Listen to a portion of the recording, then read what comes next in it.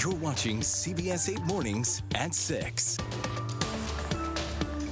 We begin with breaking news. U.S. Special Counsel Jack Smith just announcing he plans to resign ahead of President-elect Donald Trump taking office. That's according to the New York Times. Smith brought 2 cases against Trump, one on classified documents and another over alleged attempts to overturn the 2020 election.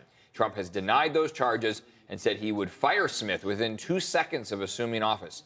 Smith filed a motion after the election to vacate the remaining pretrial deadlines in order to give the government time to assess how to comply with DOJ policy, which prohibits prosecuting a sitting president. In a separate state case, a New York judge is delaying a decision on whether to undo Trump's hush money conviction. It's now happening on November 19th. In a few minutes, we'll talk about Trump's White House visit today. And now this just in, inflation ticked up in October. That's according to the Labor Department. Consumer prices rose 2.6% from a year earlier, up from 2.4% the month prior in September. This was the first rise, I should say, in annual inflation in 7 months. Month to month, prices were up 0.2%. This new data will help the Federal Reserve decide if they will cut interest rates again by next month. A lot happening here on this Wednesday, halfway through the week now. I'm Eric Connard. And I'm Neda Irampour. Thank you very much for being with us here. We're going to start also with Evan Noorani to tell us about a SIG alert. What's happening now, Evan? Yeah, it looks like the 94 westbound in the Lemon Grove area is where we're seeing the majority of impacts related to traffic this morning. I'll take you there, and then we can talk about what happened. But first off, I want to point out that there's already stop-and-go traffic leading up to it on the 125 and on the westbound 94. Right now, we know that the number 3 and number 4 lanes are closed right now. Right-hand shoulder is also closed because of this crash that took place at 5:13, so just under an hour ago. CHP telling us that there is one person who was killed. We right now know that that person was likely someone who got out of their vehicle on the freeway. So again, CHP on scene working to figure out how this took place and what happened, but you could run into some delays as we start off here our Wednesday morning. Better opportunity to reroute if you're trying to get westbound is likely to be the 8 freeway. As you can see, that is green just up to the north of the screen. Forecast for the day, though, showing sunshine. Temperatures are going to be in the 70s this afternoon. Widespread mid-70s at the coast, upper 70s inland. This is a notable departure from the cooler temperatures that we saw yesterday and from the temperatures that we're expected to see this weekend, with a cooling trend and some showers possible for Friday. So coming up, we'll talk about this sunshine in the forecast that we get and what to expect as we head through the rest of the week. Back to you.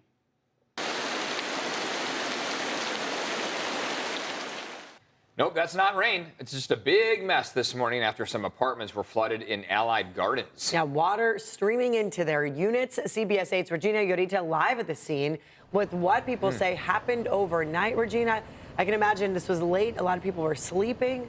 What happened there?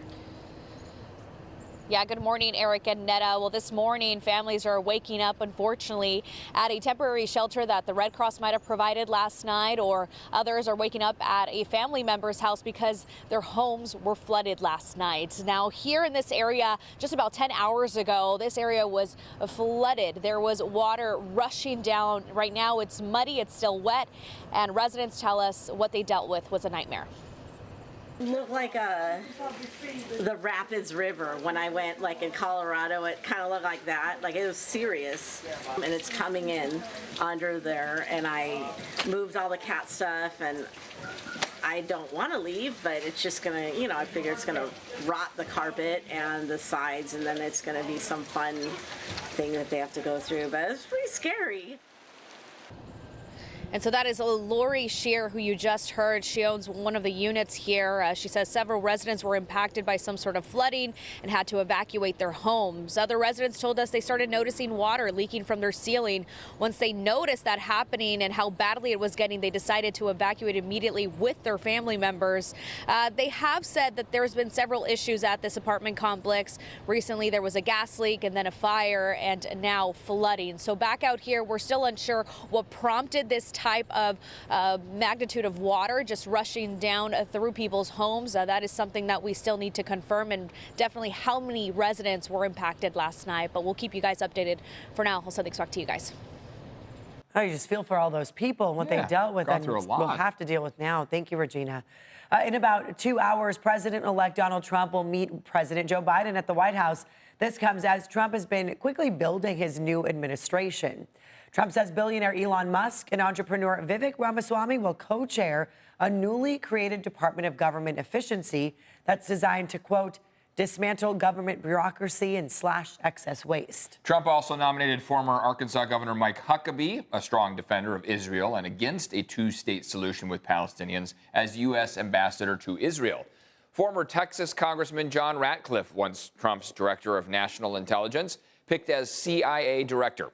An Army veteran and Fox News host, Pete Hegseth, named Secretary of Defense, a pick that has some on Capitol Hill concerned.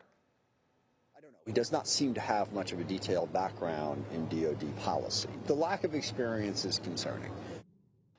The new Republican Senate will have to confirm Hegseth and other Trump cabinet-level picks here in the coming weeks. This morning, Trump is also expected to meet with Republican congressional leaders in Washington. This as Republicans are set to vote today on who will replace outgoing GOP Senate leader Mitch McConnell. The candidates include Texas's John Cornyn and Minority Whip John Thune of South Dakota. All of this comes after Congress returned to work yesterday. House Speaker Mike Johnson says he expects Republicans to maintain control of the House. As you see here, more than a dozen races still being decided. Republicans, though, are now just 2 seats away from taking the majority. Yesterday at this time, they were 4 seats away. Democrats are 11 seats away now. 6 of the undecided seats are here in California, but this does not include the race for District 49. That one was a close one, but the Associated Press has just called the race for incumbent Democrat Mike Levin, who defeated Republican challenger Matt Gunderson. The 49th district includes North San Diego County and parts of Orange County.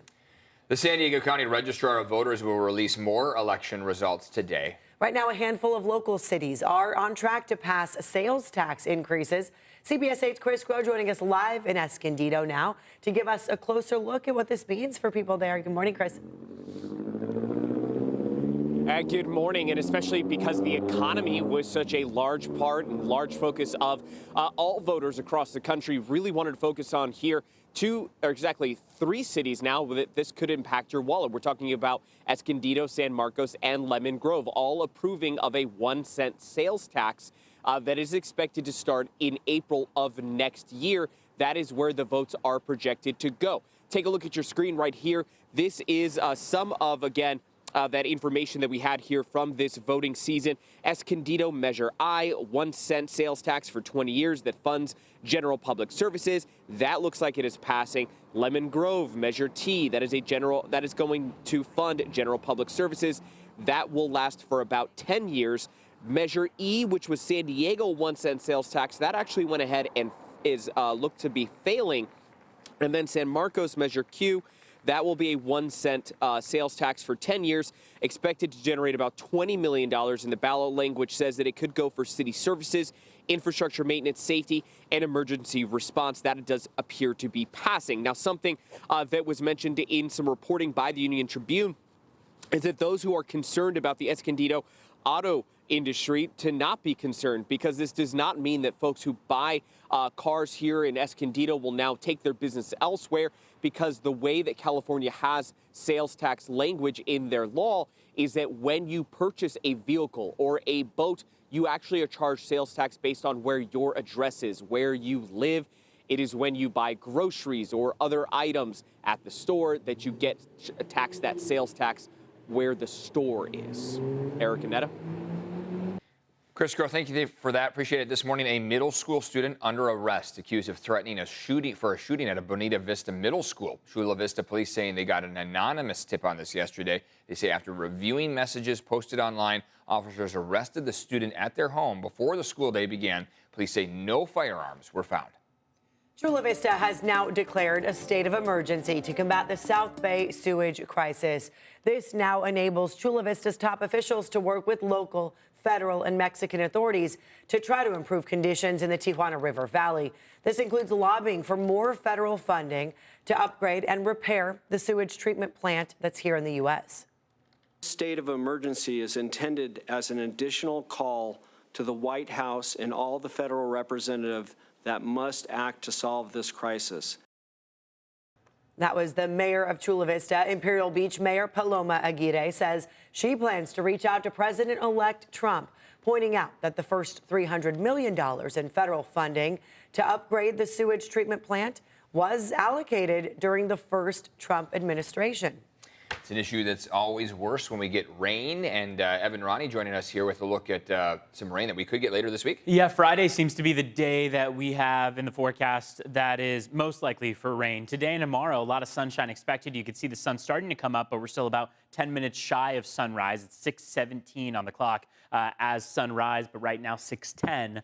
Sunset's going to be at 4:48, and you can see how we've got some of the orange hues kind of peeking through, looking toward some of the valley floors from Mount Soledad. Temperatures out the door right now are in the 30s, 40s, and 50s, depending on where you are, right? 39 degrees in Ramona right now, 41 in Poway, 50 in Del Mar, 50 in Chula Vista, and 52 up in Oceanside. Rain chances climb steadily as we get toward Friday. That seems to be our best opportunity for widespread scattered showers. And I know that sounds a bit different there, but what we're talking about is that pretty much every spot on the map in the county has the opportunity for some of those scattered showers. They're most likely going to be across our inland valleys and our mountains, but we can't rule them out along the coast either.